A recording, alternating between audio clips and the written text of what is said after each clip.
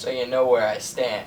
What's up guys, it's Tony here and welcome back to Man Cave Studios. I hate to make two of the same video in a row, but I published something yesterday and then deleted it because I had a different plan worked out, but anyway, that's no one cares. So over the course of the past 4 years, I have graduated high school, I've started college, I've written a book, and that's about it. And while that was going on, there was a person actively trying to destroy the world as we know it. Now, the first video I uploaded under the Trump presidency was this video, and then just 2 videos later was a vlog of me protesting his presidency, and specifically his immigration policy. And so in today's video, I'm going to discuss ways Trump has been a failure, not just in his presidency, but even before his presidency. So let's talk about some of his pre-presidency failures. 6 of his businesses filed for bankruptcy. His own book, that was probably the most famous book of his that was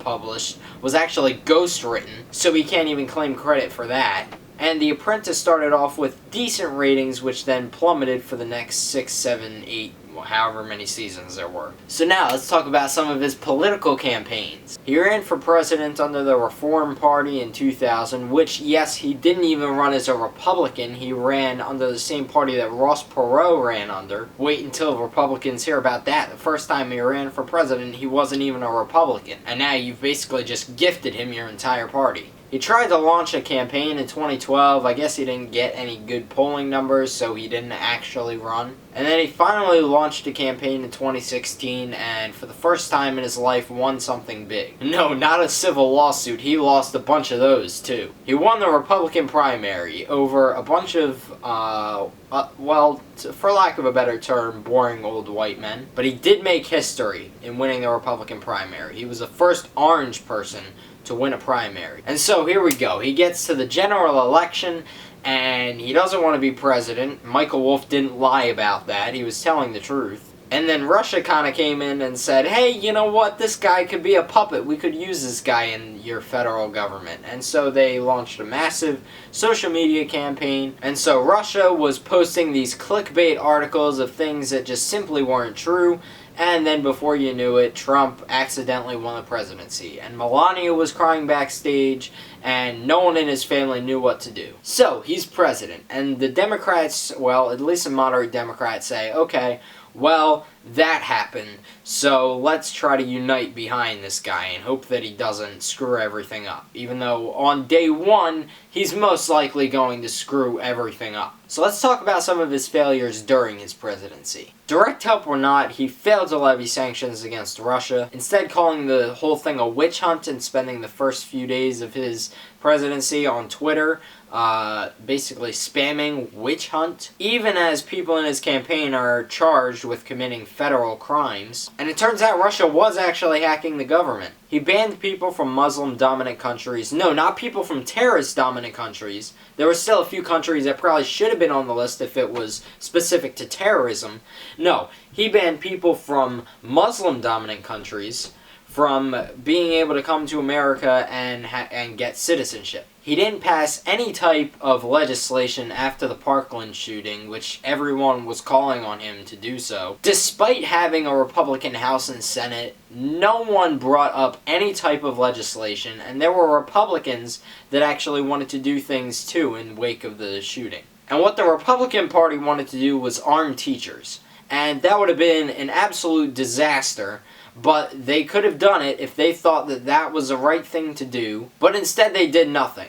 They didn't do a bad thing, they just did nothing. No type of reform at all, just, okay, these kids died, and let's let it happen again, because we're the Republican government and we don't know what we're doing. And then they lost the House a few months later. I wonder why. He started and lost a trade war with China, which he was ill-prepared to fight in the first place. He didn't really have a plan. He tried to take away health care from millions of people, but failed because even some of the Republicans in the Senate didn't want to go ahead and just repeal Obamacare, including, notably, John McCain, who was Obama's opponent in 2008, if you remember, back when, the candidates for a presidential election were actually decent people. He put kids in cages, and I don't want to hear anything about, oh, Obama built the cages. Yes, the immigration policy under the Obama administration was less than optimal, to say the least, but it was absolutely just terrible under Trump. I mean, separating kids from their families, really? He shut down the government because they didn't want to fund his border wall, and if you look at the insurrectionist thing from the Capitol a few weeks ago, there were people climbing the walls by the stairs, so I guess walls really don't work. Oh, and by the way, if Republicans approved of it, he would have had that border wall funded. But they didn't approve of it because even they thought it was a stupid idea. He threatened to withhold funding from a country unless they dug up dirt on his political opponent, which he was actually impeached for because that's treason. He allowed a virus to spread across our country, a country which he is in charge of governing, and then tried to blame everybody else for this disaster. Oh, and then he downplayed the virus after his response was a disaster, and then he admitted to downplaying it. And while this virus is going on, he decided to tear gas some protesters that were protesting outside of the White House. No, not the rioters that the conservatives are scared of. The people that were peacefully protesting outside of the White House. And do you know why he tear gassed them? For a photo op. He didn't condemn white supremacy in front of 73 million people that were watching the first presidential debate. He threatened to overturn the results of a free and fair election in which some of the judges that he appointed actually presided over some of the cases of these voter fraud claims that his lawyers, like crazy, whacked out of his mind pedophile Rudy Giuliani, was bringing up in court. Yes, even the judges he appointed said that there was no voter fraud. The Supreme Court, which holds a 6-3 conservative majority, threw out his case. 9-0. He's become the first president in modern history who is refusing to engage in a peaceful transition with the next administration. And then to top it all off, he incited a riot at the Capitol, which was breached for the first time since 1812. Oh, but the disaster and the failure, that doesn't just end there. Let's take a look at some of his campaign promises. Build a wall. There is no wall. He had 2 years to get funding for a wall. He had control of the appropriations committees in Congress and didn't get the wall built. He promised to stand up for the little guy and fight for these coal companies. Except during his administration, 11 coal companies went bankrupt as of October 2019, even before COVID. And above all, he promised to make America great again. I'm not sure what part of America is great right now. The Capitol's still reeling from a siege, farmers are still suffering from your trade war, and more people are dying per day from COVID than they did on 9/11. Which, by the way, our COVID deaths per capita is the highest of any country in the world. So it kind of feels a little bit like this guy. He poisoned our water supply, burned our crops, and delivered a plague unto our houses! Well, the Keystone Pipeline poisoned some people's water, the trade war has hurt the agriculture industry, and the plague is kind of, a big thing that's happening right now with COVID. So I guess SpongeBob warned us about Donald Trump, and we just didn't listen. Now we don't have one United States like Obama said that we should, and Biden is saying that we should, but we have the Democratic states and the Republican states, because that's how Trump wanted to split it, red states and blue states. And the blue states are willing to work with the red states, but the Republicans want nothing to do with Democrats. So, great job, you've divided our country in two again. And all I can really say is, this is the fault of the people that stayed home on November 8th, 2016, and didn't vote. As much as I'm glad Joe Biden won, this could all have been prevented if Hillary Clinton had just won in 2016. The United States would have locked down before COVID even came near us. We'd probably be fighting some dumb war in Syria, but it would definitely be better than this. If you think about it right now, 3 plagues are spreading: COVID, nationalism, and racism. What would happen then is Paul Ryan would still probably be the Speaker of the House, and if not, he would be at least, the House minority leader or something like that. And so he would probably have run a campaign in 2020 and won on a platform of young conservatism, trying to bring the Republican Party back. after, the Republicans would have lost 3 elections in a row. And honestly, that'd still be a better alternative to this, because while Paul Ryan is an idiot, he's still not as big of an idiot as Trump. And that can be justified because he left. He just left. He retired during the Trump administration. He saw the writing on the wall and he left. And I gotta respect him a little bit for that. As much as I disagree with his policy, I would much rather have preferred a one-term Hillary Clinton presidency followed by 2 terms of Paul Ryan. But no, you people who were eligible to vote in 2016 and didn't, decided to stay home because Hillary Clinton, didn't excite you? I don't want to hear that ever again. I don't want to hear about how a candidate didn't excite you. Because if you elect a Republican president, what you get is a guaranteed recession. You definitely get a bit more racism than usual, a lot more with Trump. And you probably get the same divisiveness that was rampant in America in the 1860s. So if you're a Democrat, vote in every election.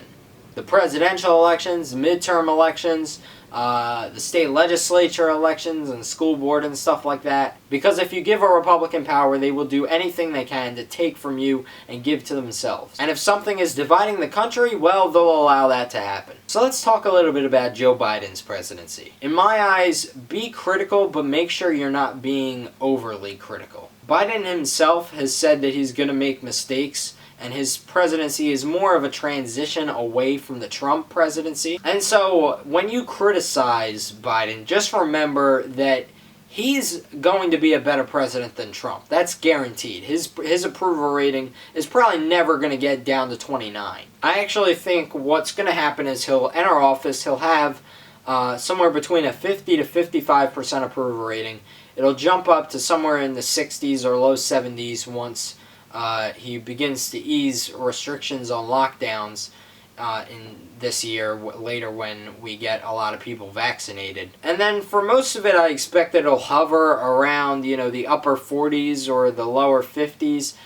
Because we are a divided country right now. But when you're criticizing him, at least criticize him remembering what the Trump administration was like. So I'm an avid Biden supporter, if you can't tell. But even I disagree with him on some issues, like with the free college for any income or for any household income below $125,000 a year.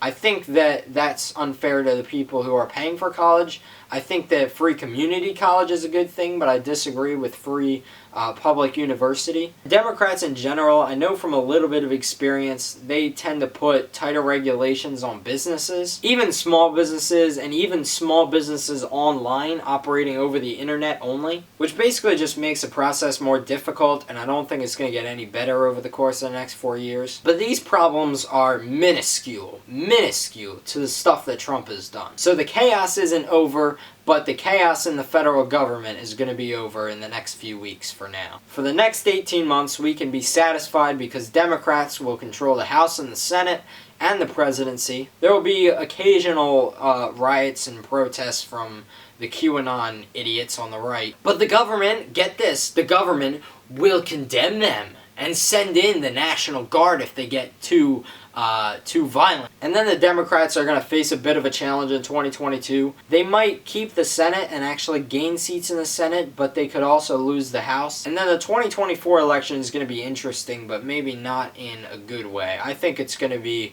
Kamala Harris against Mike Pence, but I mean, anything could happen between now and 4 years from now. In conclusion, this presidency was a disaster. Trumpism is a cult, and if you disagree, you're part of the problem. The cult's going to return, but it's not going to really have any power for a few years. But always remember the events of the past year, and even before that. Remember that Trump was the worst president of all time, and yes, I am including James Buchanan, because we might as well be 2 different countries right now. And if we forget the events that happened this year, then we're going to be bringing up 2020 again in the future when comparing future events, which we should not do, because 2020 was an awful year, and 2017 to 2019 weren't much better, and the beginning of 2021 has been pretty terrible too. But anyway, that's going to be it for this video.